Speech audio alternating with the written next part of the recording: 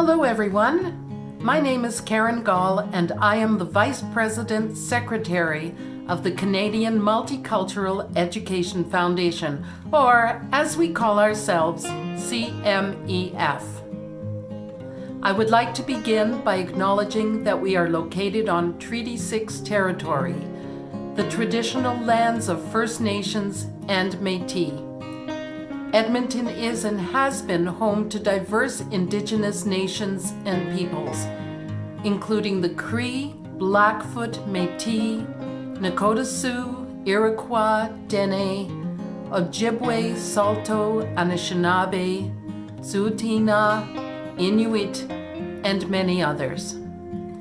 They have called these lands home since time immemorial. As a multicultural organization, CMEF acknowledges the Treaty 6 land and territories of our First Nations. This is a reminder to us to continue learning about Indigenous communities, creating meaningful relationships with them, and promoting recognition of their history, languages, and traditions. This is our commitment to action. The Canadian Multicultural Education Foundation is a not-for-profit organization founded in Edmonton, Alberta, Canada on October 1st, 1990. Our mandate is to strengthen the multicultural fabric of Canada through educational and community programs. I am proud to say that CMEF has steadfastly developed and offered innovative programs in response to emerging needs and realities. At this time, it is my pleasure to introduce our New Horizons Seniors Project, featuring videos developed and produced collaboratively during the COVID-19 pandemic by an intergenerational and multicultural team of seniors and youth for seniors and youth.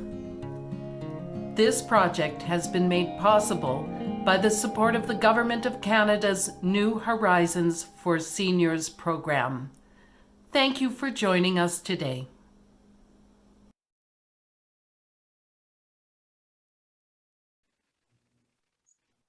Well, hello and welcome to our New Horizon Seniors Project for Seniors and Youth by Seniors and Youth. My name is Lanchan Marpos and I will be hosting and moderating the session. The title of the talk is Talk With Me, Intergenerational Communication. The idea for this session came from feedback from seniors who participated in a previous multicultural seniors project, also funded by New Horizons for Seniors, Government of Canada. When asked for suggestions, what topics the Canadian Multicultural Education Foundation at various workshops that we held, that what the seniors thought was the most important issue for them. And the common response was how to communicate with young people, such as grandchildren, nieces and nephews, or youth in their community. And what they're talking about really is commonly referred to as the generation gap. This generation gap can lead to miscommunication, misunderstanding, and oftentimes no communication at all, or communication avoidance with people from another generation. Therefore, creating a generational conflict in a family or in society. CMEF responded by incorporating this suggestion as part of the current seniors project, which has a strong intergenerational focus from project committee membership to delivery of the project. This was purposely designed to create opportunities to have two generations talk, work, share, and learn together to build connections between generations. This video is a conversation between a multicultural and multi-generational panel who will share their experiences, thoughts, and strategies related to intergenerational communication and provide examples of issues, successes, and resolutions. Before we begin the session, I am pleased to introduce my 5 speakers. My first speaker is Earl Choldin. Earl is a retired educator. Most of his career was focused on cross-cultural education, promoting global citizenship education, and arranging teacher and student exchanges.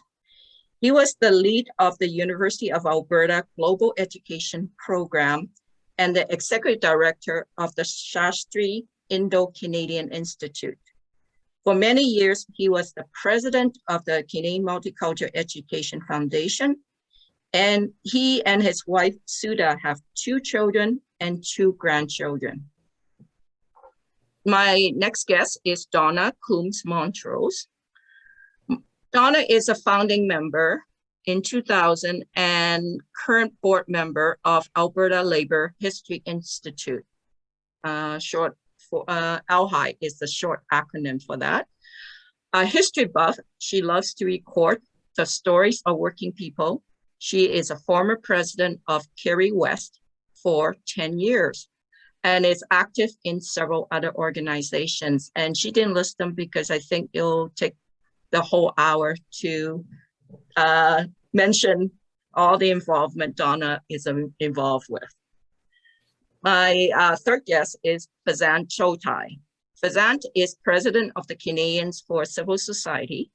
He has 29 years experience with government of Alberta as a director of social policy, and he led a team of research staff. He initiated cross-ministry coordination on social programs and a policy advisory body consisting of community leaders, businesses, academics, and senior government officials. He was policy expert to the MLA committee to review low-income programs that developed the new model for supports to low-income Albertans. Vasant was recognized as an analytic thinker, visionary, and leader. So welcome, Vasant. At the same time, I think, Vasant, you also have families spread around the world. So, and some of the things you want to talk about will relate to distance and sure, how you communicate across distance. And my next guest is Krystal.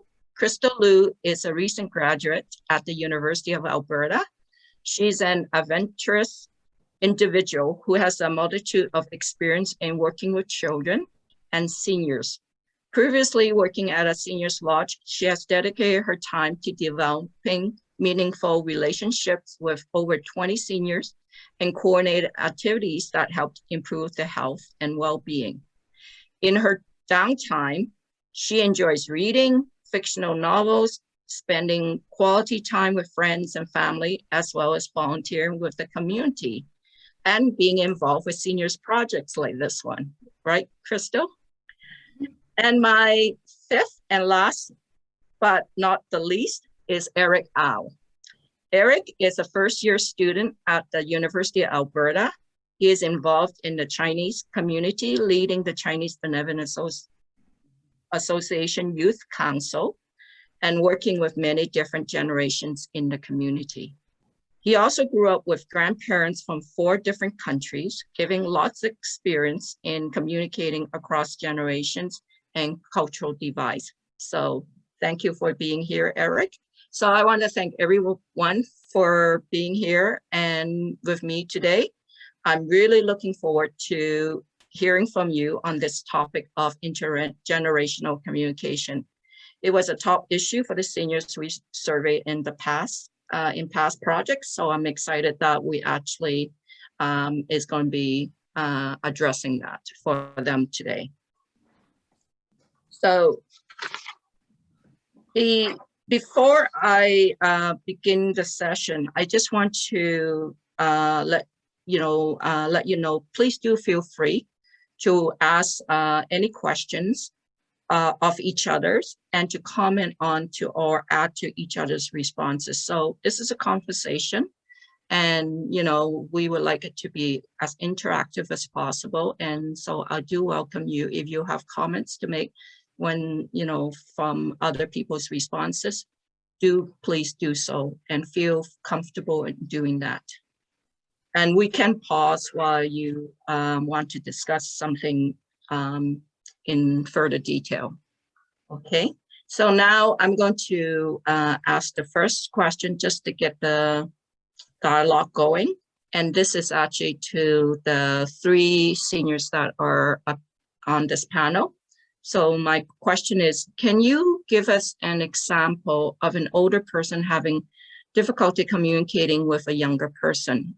So I'm going to give you an example provided from one of our panel members is old and young grew up with different communication technology.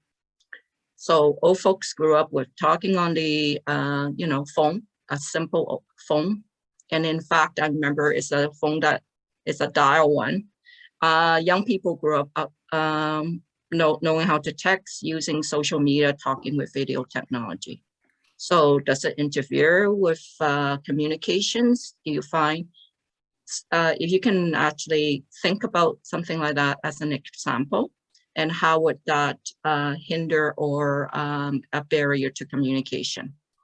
So, and please do address the question from your own experience or an experience that you have seen happened as the example you want to address. So I'm going to start with Vasant. So Vasant, would you like to give me your example? Sure. The experience that I had has to do with my children and my parents. So in other words, grandparents and grandchildren. The situation is that I am married to an English girl. So in the home we speak, and we live in Canada, by the way. The language we speak at home is English almost all the time. My parents who live in England, well, they did, now they've passed away. When they lived in England, they spoke at home Gujarati, which is an Indian, East Indian language. And the difference we found was that my children, I did not teach them Gujarati. They learned only English. But my brother, with whom my parents lived, he taught his children Gujarati. So my parents could talk to his children in Gujarati at home. But when my parents visited here or we visited England, they could not talk to my children, their grandchildren, because they didn't speak English and my grandchildren did not speak Gujarati.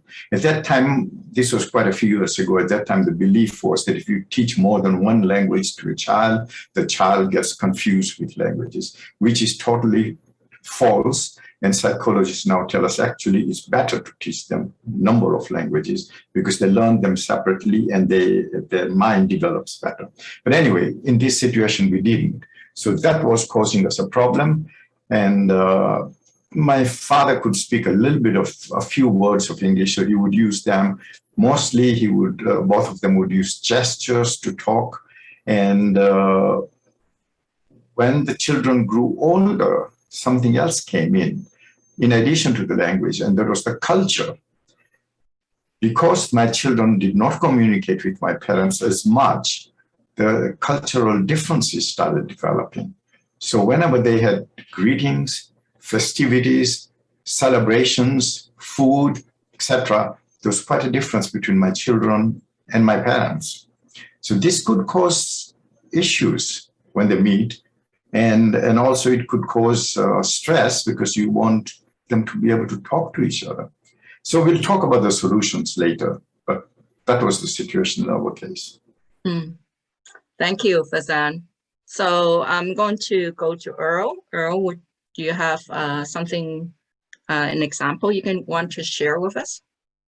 I'm going to talk as a former school teacher, high school teacher. And in a high school, there's hundreds of interactions every day between the older generation and the younger generation. Happily, most of them are successful, but an unhappy few can be very unhappy, very unsuccessful. I think the problem comes primarily because of the difference of power.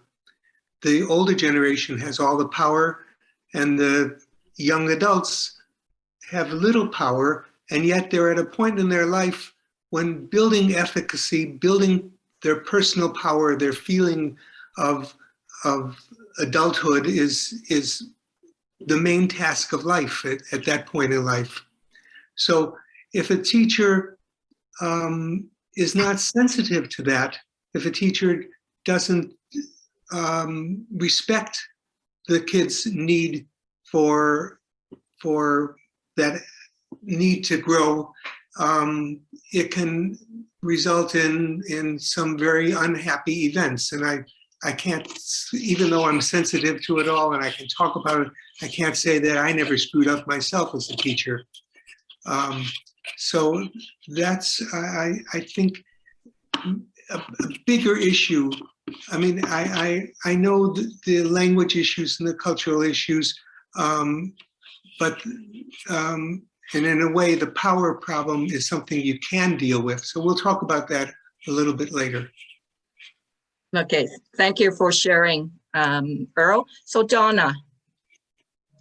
Yes, I just want to mention that I grew up in a colonial territory, and growing up in the colony, which was British, the generation, my mother's and my father's generation, my mother in particular, the generation of women were not really respected as equally as men were. So very few women were allowed to go to school for any length of time. If you got married or if you got pregnant, and the few jobs that were available for women, being teaching or nursing, if you got married or pregnant, you had to resign from the job. There was no way women were allowed to continue raising a family and being in the employment stream. So very few women were allowed to get educated at the same level as men. So what it created was gaps between the knowledge that women were accumulating, or my parents or my grandparents, and my generation. So the grandparents had the advantages of growing up in a colony that was previously French, and then it was British, so they spoke a little bit of French mixed with English, so that we call patois. And they had difficulties in transferring that to my generation because there was no respect. If it was sounded like broken English or an English that was not appropriate, it was not appropriate skill, then my generation would laugh at them when they use certain words and that kind of thing. So it created some divisions among the various generations because my peers or my children's friends would laugh at their parents who did not speak proper English. And this is a habit I find even common here in Canada, where the older generation speaks differently to the younger generation. Their English may be different. It may be influenced by other languages like Spanish or French or German or something else. And the children don't respect the grandparents because they sound inappropriate. Excuse me. So the children are embarrassed. Why is she saying that? I can't introduce her to any of my friends because, she sounds dumb. They use different words for how they regard what their grandparents speak. And that was my circumstance growing up in the Caribbean as well, where my friend told me, her mother said, if you think my language is inappropriate, you teach me. That's why I'm sending you to school, so that you could help me get acquainted with what your generation is accepting instead of laughing at me. And I find that has been a common experience I've discussed with friends here in Canada who are having the same experience with their grandchildren who say, oh, you sound so funny, and they use different ways of describing what comes out of the mouth or how they respect the values of the grandparents, so that I've seen as something that we need to address in our communities, how we coach and encourage the children who don't want their friends to be ashamed of their older generation of family members, that we have to our communities have to address how that respect or how that problem is solved going forward. Thank you, Donna. That's great. And I like the comment that you can teach me just as well as I can teach you. So Yes. that's good. It's co-learning, right? And co-sharing. That's wonderful. Okay, so let's go to the younger people now. Eric, do you want to start? So I think I have a lot in common with the experience of Vasant, because like his kids, I grew up in a family where my dad's Chinese and my mom is English, Irish, and Scottish. So we come from two different backgrounds with different languages, and my grandparents all speak different languages.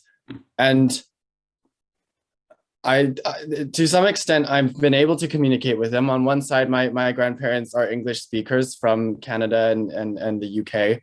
And then on the other side, they've learned English in Canada because they've been here for quite a while. But my grandfather grew up in Hong Kong and he speaks Cantonese as well as Mandarin, while I've only learned Mandarin Chinese. So there's still a kind of barrier there where even when I'm speaking to him in Chinese, which is my mother tongue on my dad's side of the family, I'm not speaking to him in the dialect of Chinese that he grew up in. It's still his second language and my second language. So still we spend most of the time just speaking English because it's a little bit easier for both of us at this point. And sometimes I wonder why I don't speak Cantonese, because lots of Chinese Canadians speak it. And part of my family is from Hong Kong, but I've never ever learned it. And that's because he never, even though my grandfather's from Hong Kong, he never taught it to my dad either. And there's always a little part of me that kind of wonders what it would be like if I could speak Cantonese along with him and along with like my other friends who are from Guangzhou and Hong Kong, and their families taught them Cantonese when they were young. And it's kind of like lost a little bit. I also have a lot of experiences similar to Earl's, but on the other side, where there's been times talking to teachers at high school about politics, about Indigenous reconciliation, about those other things, where it becomes really clear that the environment that they grew up in and what they learned when they were in school is really, really different compared to how I've grown up. And in issues like reconciliation, I think it's pretty easy to say how it used to be, how people grew up, they didn't learn anything. And that was not good at all. And it's been getting better, and it has a lot of room to grow. But that it can be difficult sometimes to kind of take a step back and say, like, it's understandable that you don't know or understand this. And instead of just being like, oh my gosh, what are you saying? This is so terrible. Do they listen to you with respect? Most of the time, yes. I would say, yes. I would say that they do listen to me with respect, but I guess I'm a person with convictions. So when I get into a conversation with people in places of power, with teachers with authority over me, then I still stick to my guns and keep arguing my point. So yes, do you listen but to them? I think that sometimes it's hard for a teacher to approach a conversation with a student like that, because that's not how most students are going to be interacting with them. Most people will just sit there and think, I disagree with you completely, that what are you saying, but not actually say that out loud, you know? Do you listen to them with respect? I try at the most, yes. I think sometimes it's been difficult for me. It depends on the teacher, but I would say if I'm like talking about my points and wanting to have this conversation with you of something we disagree on, it's because I respect you. If I think that, well, you just have terrible opinions and I'm not going to get anywhere with you, then I'm not going to pursue that, because it's not going to help me and it's not going to help you to get into this argument about something we disagree on if neither of us are going to learn more. But if I am debating with you about it, it's because I respect you and I respect your ability to talk about this, and I hope that we can both kind of get somewhere a little bit farther on the conversation. Thank you, Eric. Krystal. Yeah. So from observing my surroundings, I noticed that language is an issue with communicating between the seniors and youth. So I agree with Vasant and Eric about it as well. So I'm going to use my brothers as an example. I am the second of 4, so I have 3 siblings. And then my sister and I are older than my brothers. So, and we were brought up very differently from them. So whereas my sister and I, we grew up speaking mainly Chinese at home and listening to Chinese radio or Chinese TV, my brothers, they mainly just spoke English at home. And then the things they watch on TV or on the computer, it's also on in English as well. So then when it comes to speaking with family in China, for example, they have a much harder time communicating with them because they just don't know what they're saying. So like, for example, when we went to China for vacation, sometimes in mid-conversation, my brothers would be like, hey, sister, I don't understand what they're saying. Can you translate for me? So then I'd have to like translate for him. And then sometimes after translating, he'd be like, oh, okay. And then the conversation just ends and everybody just walks away. or like now after we've enrolled him into Chinese bilingual school, they have developed their Chinese skills. So then they do know how to like converse longer and more as well. And then another example I had was when I was working in a seniors home, one of the coworkers, he only spoke Mandarin for Chinese, right? He spoke English and Mandarin. And then, so in the seniors home that I was working at, we had some Mandarin speaking seniors and some Cantonese speaking seniors and Mandarin speaking seniors. And if you guys don't know what's the difference between those languages, it's just they're both Chinese, but then they're in different dialects. So like spoken in different areas within China. So like for the coworker, he had a hard time understanding the seniors, and then the seniors had a hard time communicating with him too. But then he found that a way that he can communicate with them is through body language. So for example, if I want to go on a walk with you, I'm going to show walking movements, or I'm just going to point at what I'm trying to say. So those are the issues I've seen. Well, thank you, Krystal. Do you anybody have any questions for each other? If not, then Vasant, do you want to add more to that? I just wanted to ask a question to Krystal. Krystal, would you teach your children Cantonese or Mandarin? Yeah, I think I'm gonna like make them go into the bilingual program as well, just so they know how to communicate with other people. And when they go out too, they can just like understand what they're saying, and then try to like teach them Cantonese as well, because my parents speak Cantonese. So to like, if I want my children to speak with my parents, then they'd have to know. That's good. Well, thank you all. So I'm going to go to the second part of the question. All of you have given me some excellent examples of things you either experienced or observed. So the second part of the question is, how did you resolve that, communication difficulty, or, or difficulty reaching out to the older or the younger generation?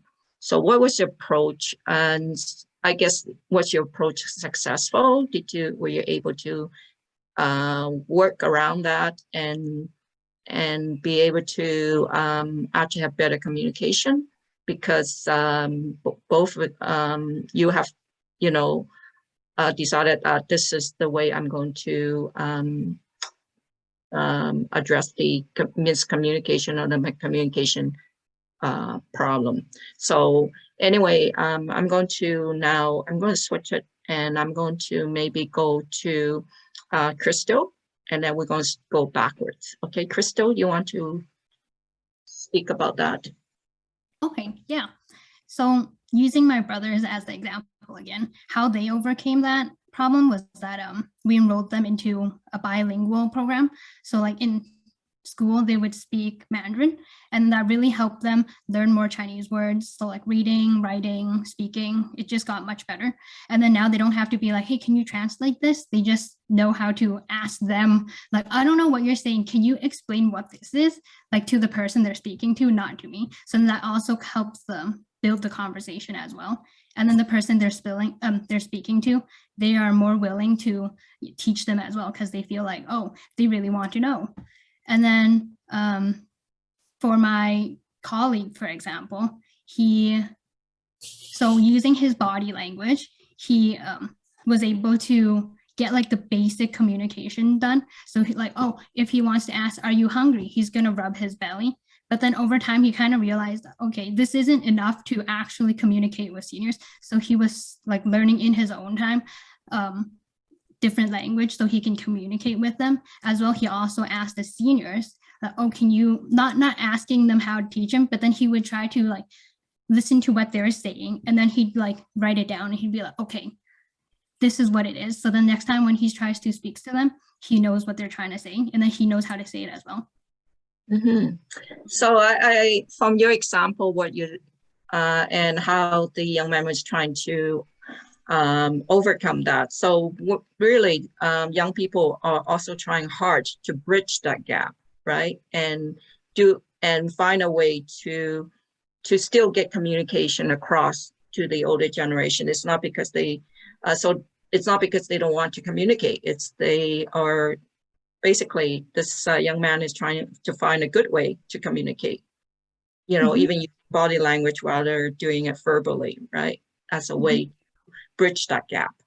Yeah. That's very good. Eric. So like Krystal was saying, the Chinese community at Edmonton, we're really, really privileged to have the schools that teach our kids Mandarin and the kind of weekend schools that teach them Cantonese, and have the community and the resources to actually do that so that we can communicate with our grandparents. Like my Chinese is a lot better than my dad's, who grew up in Lethbridge, so still in Canada, and he had never had that. So he only spoke Chinese until age 5. But then once he started kindergarten and was in school, it almost all got lost. He never learned how to write. He never really got better than a 5-year-old at speaking Chinese. And so we're so privileged. And that's not necessarily common to all the cultural communities in Edmonton. But I would really encourage parents who have children and parents that speak different languages to figure out how they can get their children interested in learning that. And for grandparents to encourage their grandchildren to go for that too, because it's so valuable for our culture and for our language, because it reduces those barriers and it builds those bridges across the generations. If I hadn't gone to Chinese school, I don't think my family would celebrate any Chinese holidays. I wouldn't listen to very much Chinese music. I wouldn't understand my grandparents. I wouldn't have Chinese books behind me. But now that there's that one connection through the schools, all of those things have been brought along and maintained in my family, so that I have more things in common with my grandparents and with other Chinese seniors. Like, for example, one time I was in Mackenzie Ravine in the West End walking with my friend, and then there was this old Chinese man who was just kind of standing on the side of the thing, and he looked really confused. And then because I've gone to Chinese school, we were able to talk to him. I don't know him at all. He's actually very nice. I've met him later. He came to our school because my friend and I were in a play, and part of the play, we wrote a section about the time that we met him, because it was done by all of the different students. And then he came to see that, and that was really fun. But if I hadn't been to school, and that he'd just be there really confused because there was some construction changing the things around and he couldn't read the signs. He didn't speak English, and everybody going by wouldn't be able to communicate with him. So even outside of their grandparents, it's and it gave me a friend and a connection really randomly to this guy who I met on a hiking trail one time. And then I saw him multiple times after that, and I met his wife, and they're very nice people. And I think that language is so important for the different generations, especially in a place where like Edmonton, where it's so multicultural, and you can immigrate here as a senior and never really learn English. especially if you speak like Chinese or Hindi or Arabic, you're probably going to be okay because there's businesses and communities that are built around those languages that you can use. It doesn't work for everybody. But I think it's so important that we have the opportunities to learn that. And that's one of the most effective things to bridge those gaps.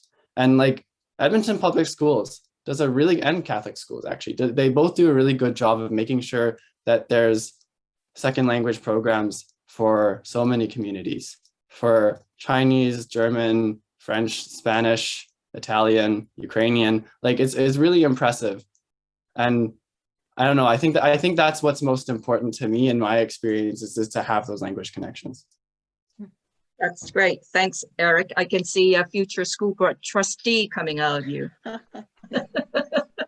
Okay, Donna.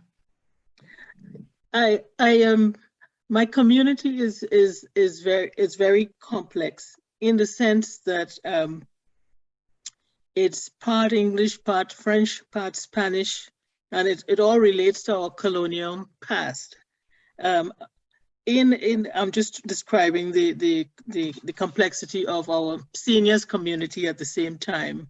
There are seniors in my community who are grounded in French or patois, which is broken French. Some are grounded in Spanish and some are grounded in English. And so, and then there has been so much intermarriage among community members with other nations of people, you know. So some people are married to other English people or to Spanish or to German or to other cultures from other parts of the world. So the generation of children coming into that kind of environment inherits a whole complex maze of features. So what I have tried to do as an individual is to try to promote respect for each part of the community and to try to create opportunities for the older generations to communicate with younger generations by creating events that bring both generations together. We are a very celebratory kind of community. So we hold a lot of social events. And so what we do is we make sure that the younger generations can integrate with seniors of different communities within the general community so that we can learn from each other's experiences.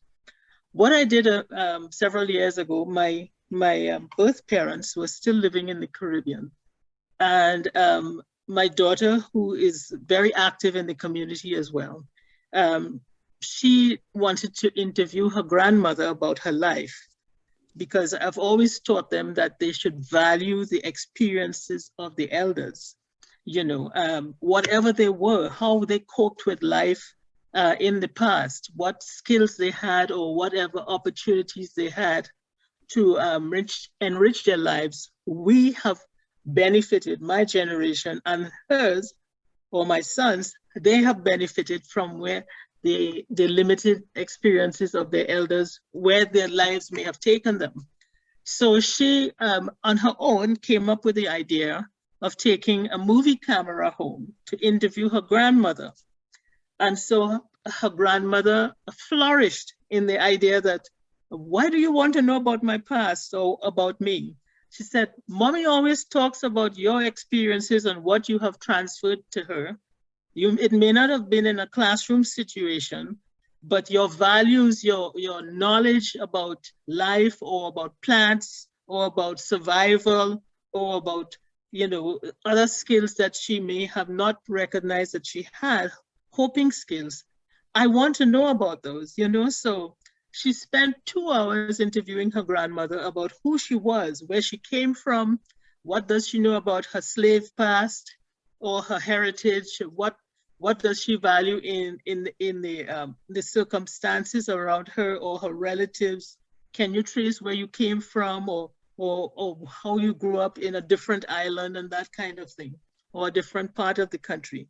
And so that is what I've tried to transmit between the generations, or encourage my friends and peers to see that we can work with this, we can solve this, we can encourage both sides, our generation, our children and their children, to have respect or see value in whatever we bring to the table.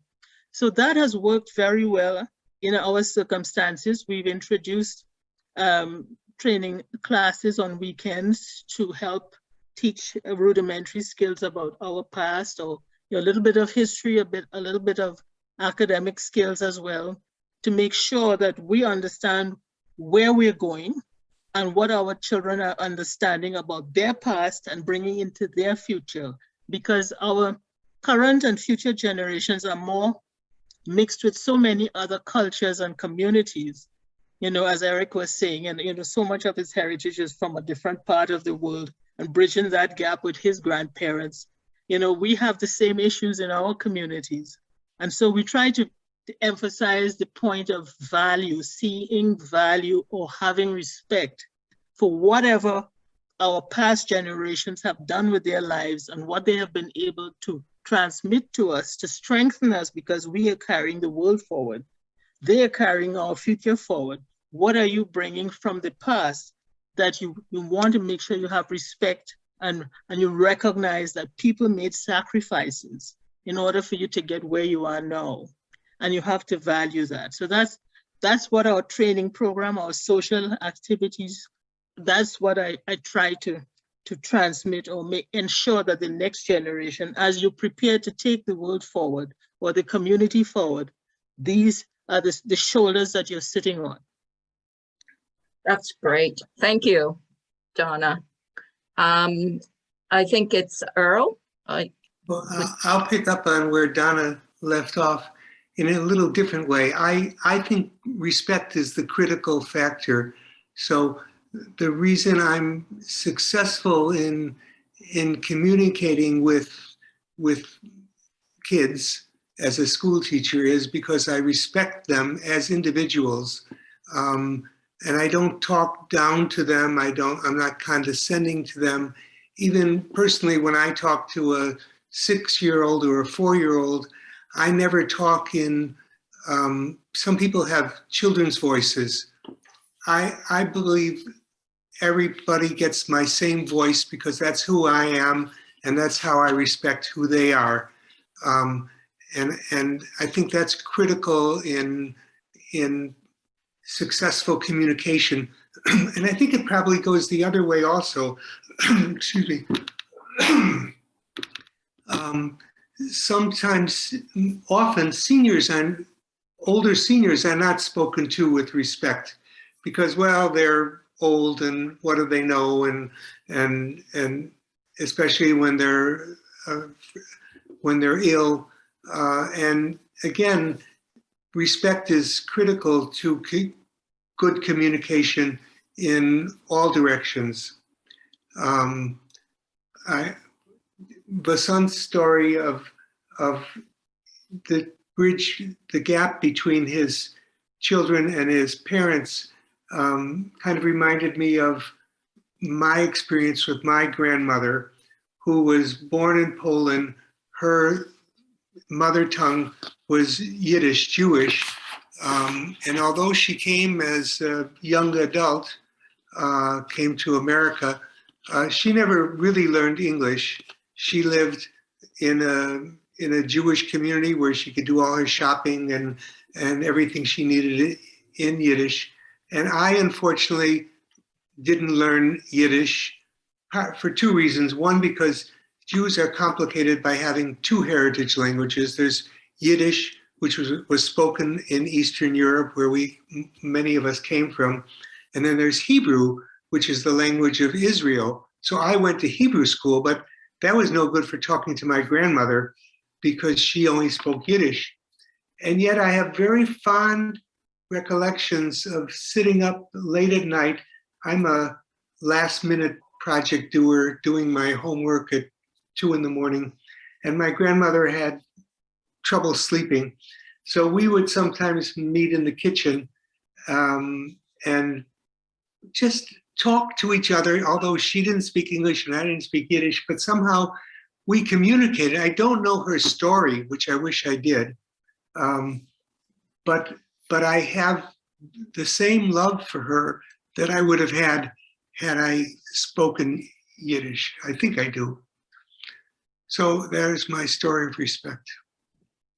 Adding on to that, I think that it's surprising how well we can learn to communicate with each other even when we don't share a language. If it's not practical to get your kids to learn the language of their grandparents, or I don't know, like with my dad's grandmother, she came to Canada from China when I think she was in her 40s. So a little bit too late to learn English very well.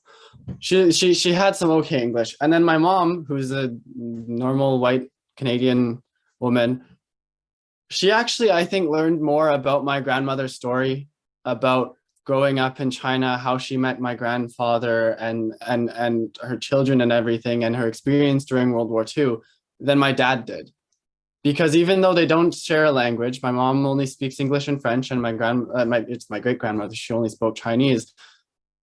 She could tell stories, and I don't really understand how the stories got through, but like whole narratives of what it was like to live in China, and that just because they loved each other and they showed that respect and they had that patience to communicate, and like Krystal said, using some sign language when you don't have those things, and just saying things to each other, and you can get it. And like she learned more about her stories than my dad did, because to my dad, she's his grandmother. You don't necessarily always learn everything about your grandmother because you've known her forever. So what is she going to say, right? Even though they shared a language. And I think there's a lot of grandparents in Canada who might be a little bit scared of communicating with their grandchildren because they don't share that. Or like Donna said, you do speak English, but your English isn't good enough for your grandchildren not to laugh at you. And like, I don't know, sometimes I laugh at my mom. But I think that when you try it and when you communicate with that love and with that respect, even if you don't actually share the words, you'd be surprised how much you can get through. Thanks, Eric, for sharing that. Vasant? Yeah, I agree with Eric that yes, you can communicate without the language or a little bit of the knowledge of the language. So in our case, the story that I told you earlier on about my parents not being able to talk to my children, what we did was I translated for them. I was the intermediary, the interpreter. So I would translate back and forth between them, and they could communicate that way. And but what I found, was it successful? That was your next question. So I found it was partially successful. The reason being that you can translate and send the message, but the emotions that go with communications, the feelings that go, cannot be translated. So when my father is expressing certain things, he's expressing emotions and feelings. When I've translated, those emotions, feelings are gone. The wordings are translated. So that's one thing that you cannot succeed fully unless you spoke the language. The other thing is that direct contact is lacking when an interpreter is involved. So for example, if they wanted to talk and I'm not around or I'm at work, they have to look for me and see if I can translate for them. This way, if they spoke at least some part of the language, they could talk to each other. So I think that teaching the language, and that's the reason why I asked Krystal that question earlier, teaching a language is very useful and very important, because you lose language, you lose your culture. You lose your culture, you lose your historical identity. So I would actually say that, and now we know psychology tells us that you can teach a number of languages, and it's actually better for the child's development. So I would definitely teach my children the language. My daughter, who is married, by the way, we are interracially married in our family. My daughter is married. She lives in England. She's married a person from Brazil. In Brazil, they speak Portuguese. Now they have a daughter who is 2.5 years old. So the father is teaching Portuguese to the daughter. So my wife, who of course did not speak Portuguese, she started learning Portuguese too. So she could communicate in Portuguese and understand what the talk is going on. So the granddaughter is now learning English and Portuguese simultaneously and doing very well, actually. And I think that's actually the way these problems could be resolved. So, pass it back to you. Well, thank you all. So maybe I'm just going to go to the other question now. And it's just, you all gave some, great examples, and, and also, you address successes, how successful you've been in resolving the communication issues or difficulty, or enhancing communication. It's not always, an issue or challenge or whatever. Sometimes you want to improve communication. You can communicate, but you just want to make it better. And I must admit that because even though I speak Cantonese and I can communicate, and like Vasant, I've always been asked to translate and interpret for my mom. But because my Cantonese, it's at a certain grade level, so it's not fluent in the way of somebody who's gone all the way to high school, university with Chinese. Mine are very much of grade school Cantonese. So sometimes I would use the wrong words, and my mom would just slap me for that.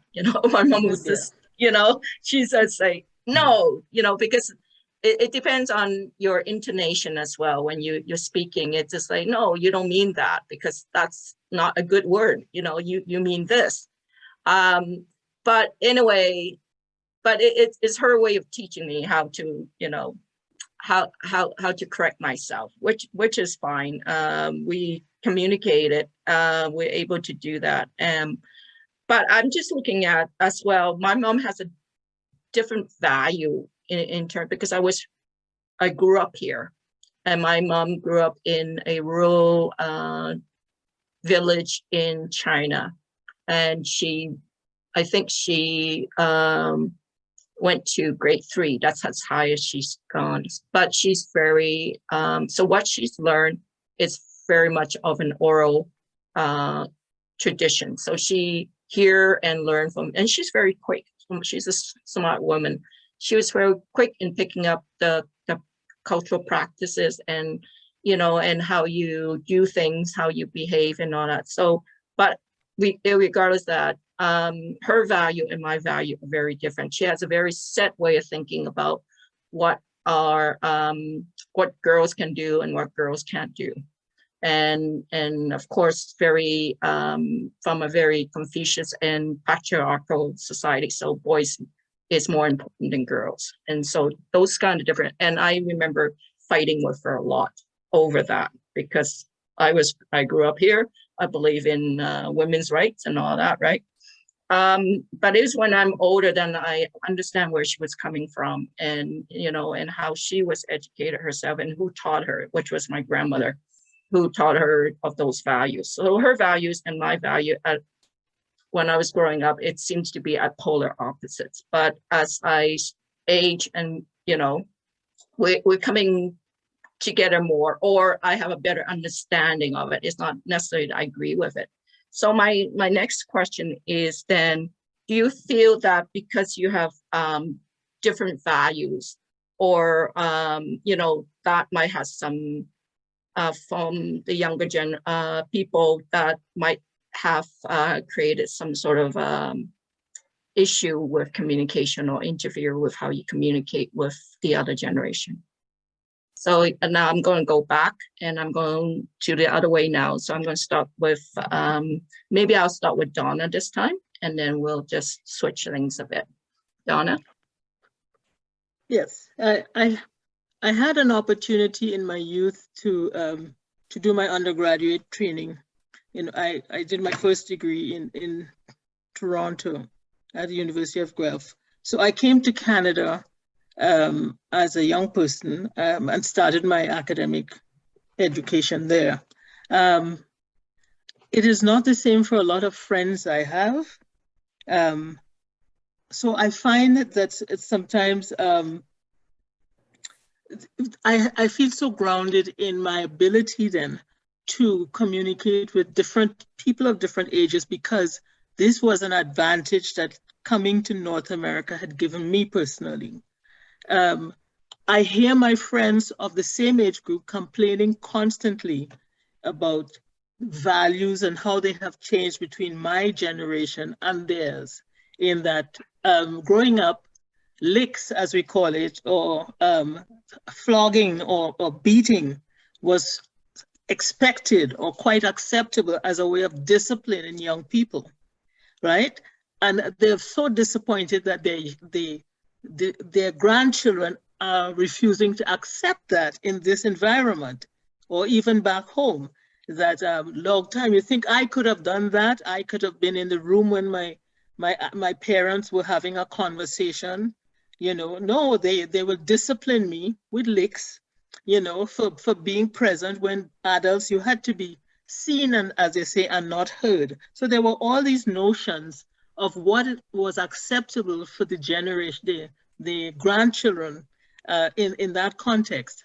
And so they're confused by the generation, the grandchildren not wanting to accept the values that they had, those values of discipline that they had suffered through or experienced in their growing up.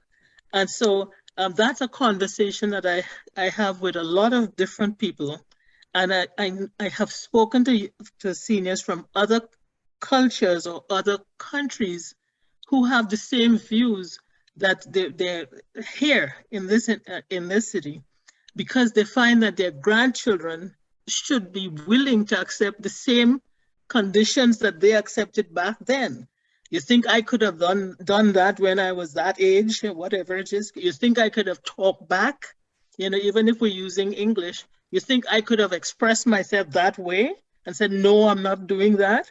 And so they feel quite disappointed that Krystal's generation and Eric's generation, or our grandchildren, are not willing to accept the same level of abuse or discipline, or whatever we'd like to call it. So that's a bridge we're trying to jump, you know.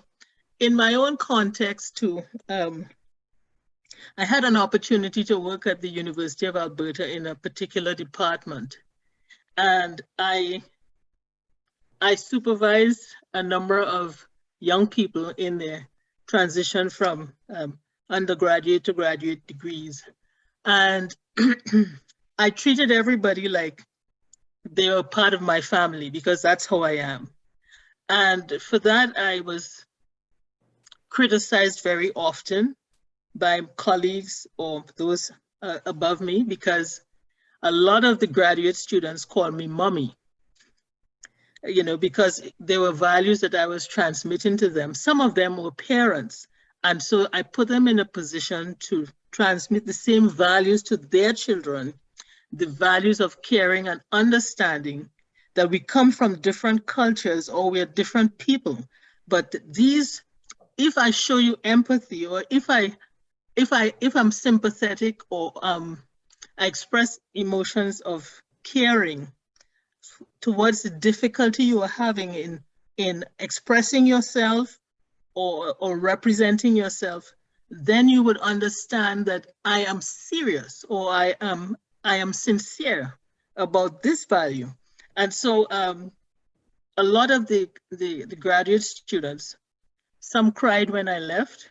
They combined a book and presented to me of a thank you with individual testimonies from 70 of them that I have, a combined book they presented me with, individual testimonies of what I meant to their lives.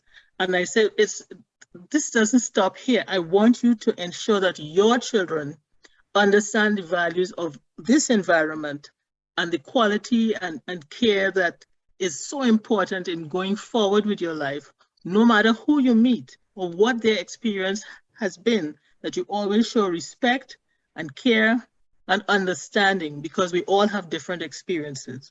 So that's what I try to transmit.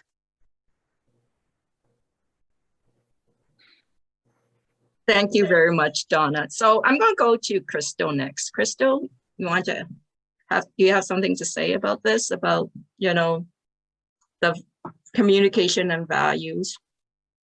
Communication and values.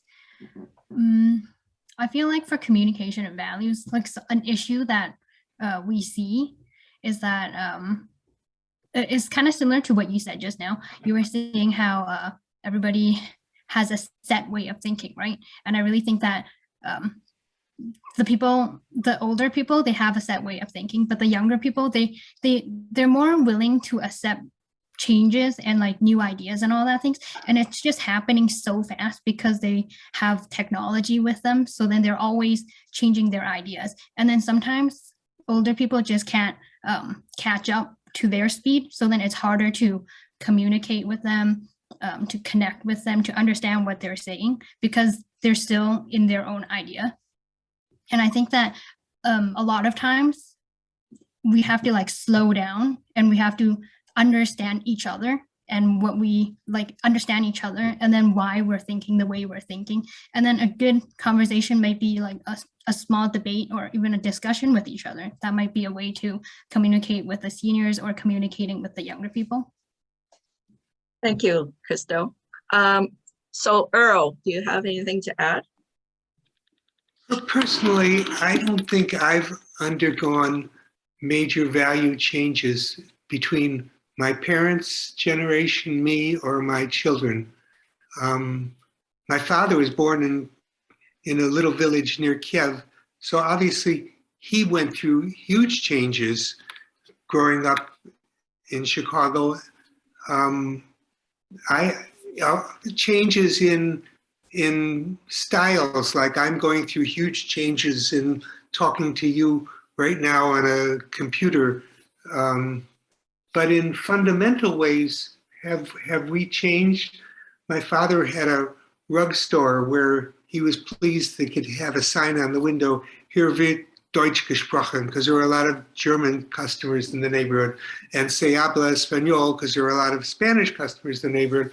And is that so different than me coming and working with the Canadian Multicultural Education Foundation? It's the values are the same, the practices are different. My mother was a school teacher, I'm a school teacher, and my children are doing different things, but I think they're working in the same value system as they were brought up in. Mm-hmm. Thank you. Eric. I think part of my experience might be kind of the opposite of what we might expect, because I've grown up and I am in a very Catholic family, and we go to church and I believe in God and are very participatory in the faith. My grandparents all became young adults in the 1960s when it was like my grandparents are a lot more anti-establishment than I am, most of them, and anti-religion, and like taking issue with that, and like actually like at Christmas and Easter have argued with myself and my sisters about like going to church. It's not what you'd expect. Usually you'd expect that the grandchildren are the ones who don't want to go to church, but no, it's our it's weird. And then that's a big change in values, and it's kind of like it's sometimes you have to pick your battles on like what am I going to argue with you with, and what do I think, like I mentioned this before, some things are worth it.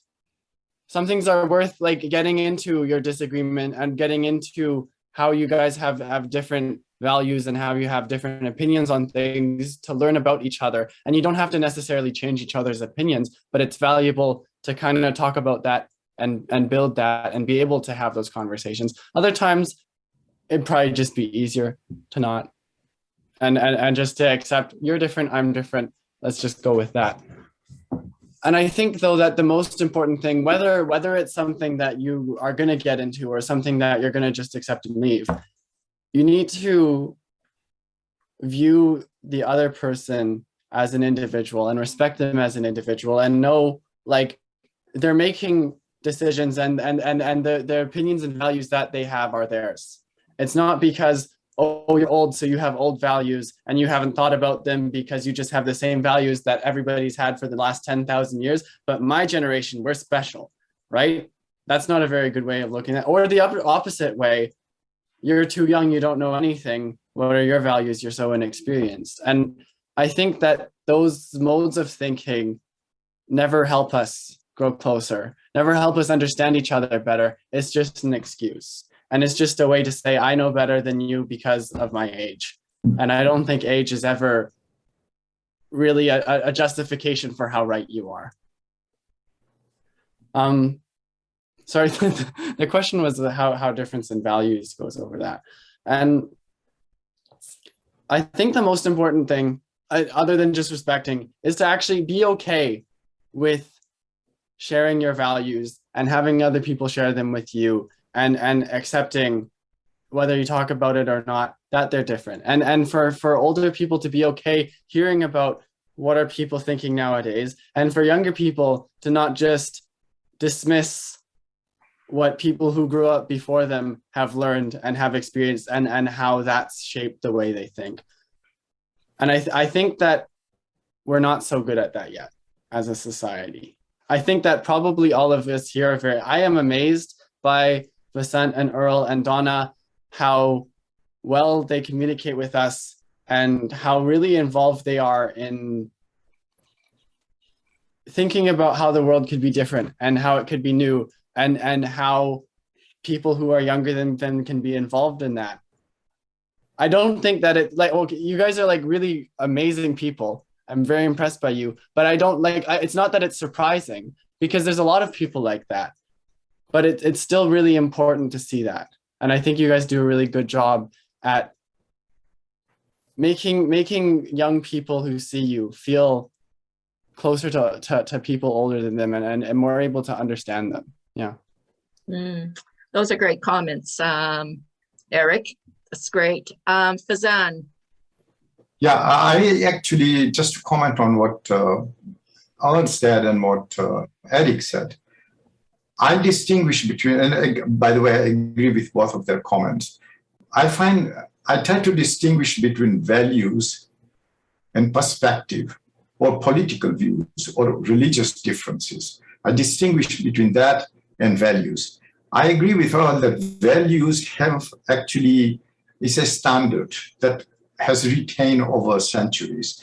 And we all, and across cultures and across countries, we have got similar values about being empathetic, respectful, not being violent to other people. These are common values we carry. But we do have, however, within those holding same values, we do have political views that are different. We do have religious differences between us, although we will hold the same values. We have differences in perspective on any social event that's happening.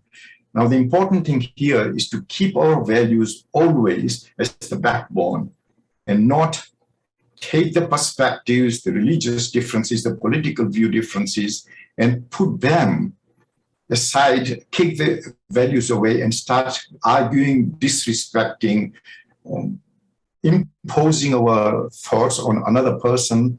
I think that's where the problem starts.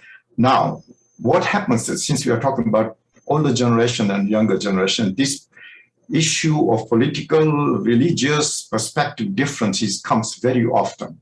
What do we do? How do we handle? I think we agree you should have the same values: respect, be kind, be empathetic, etc. But how do you deal with these political, religious, and perspective differences? What I feel is that for the older generation, it's important, and for the younger generation too, it's important that we accept the differences. Don't try to violate the other person's views and impose your views on that person. Accept the differences. We are different. We have experiences that are different. Let's accept them. We can explain to the other person why I believe in a certain way based on my experience, and they will explain theirs, and we learn from each other. But respect and accept the differences. And if you're an older person, I would say cherish the relationship rather than trying to change your children. If you have a good relationship, cherish that. Don't try to impose, because if you do try to impose, you're going to break the relationship, and you're not going to be able to even have the good relationship, and you're going to go stressed and unhappy. The other thing I would also say is that be open-minded. And this is between seniors and also between seniors and children. Be open-minded and respect the difference. Let it be. You're not going to change the world. You're not going to change the other person by arguing voraciously with that other person. So be open-minded. Maybe they have a certain perspective. Listen to that. And the other thing I would say is give your view and advice. You shouldn't be holding it back. Give your view and your advice and the reason behind it, but don't try to impose them on the other person. If you do that, the other person, your grandchildren, will respect you and they will love you. And that's at the end of the day what you want. Wow, that's great. Thanks, everybody, and for your thoughts. I thought I might have time to do another whip around and have you guys give one last comment. Anybody wants to have one last comment before we close the session? I want to Earl. say this was a real pleasure and wonderful to hear all of you. And if there was no pandemic, I would, Eric, Krystal, Donna, Vasant, Lan, in my tradition, give you all a big hug. Thank you. Well, thank you. So We can do anybody it else? virtually. We can do it virtually, Earl. You know? Virtual hug. Yes, yes. Well, this has been fabulous and it's been really great. So unfortunately, we have come to the end of this stimulating sessions, very stimulating. Thank you all for your thoughtful comments. I know that participants are going to learn a lot from you, as have I.